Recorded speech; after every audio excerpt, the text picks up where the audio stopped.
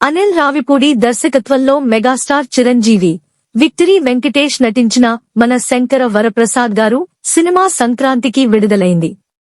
భారీ అంచనాలతో వచ్చిన ఈ చిత్రానికి హిట్ టాక్ వచ్చింది. ప్రముఖ నిర్మాత అల్లు అరవింద్ సినిమాపై ప్రశంసల వర్షం కురిపించారు. వింటేజ్ చిరంజీవిని చూసిన అనుభూతి కలిగిందని, అనిల్ రావిపూడి అద్భుతమైన నోస్టాల్జిక్ ఫీలింగ్ ఇచ్చారని కొనియాడారు.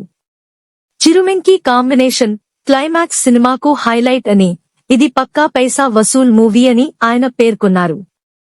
Boss is back, boss is boss చించిపారేశాడు.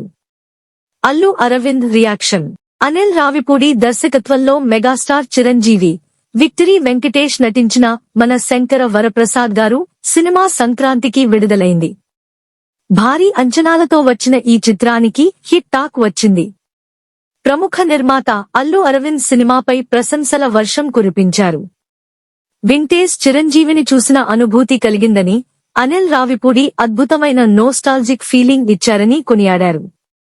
చిరుమెంకి combination climax సినిమాకు హైలైట్ అని, ఇది పక్కా పైసా వసూల్ మూవీ అని ఆయన పేర్కొన్నారు.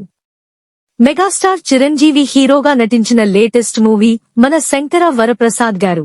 అనిల్ రావిపూడి డైరెక్టర్ చేసిన ఈ చిత్రంలో విక్టరీ వెంకటేష్ కీలక పాత్ర పోషించారు.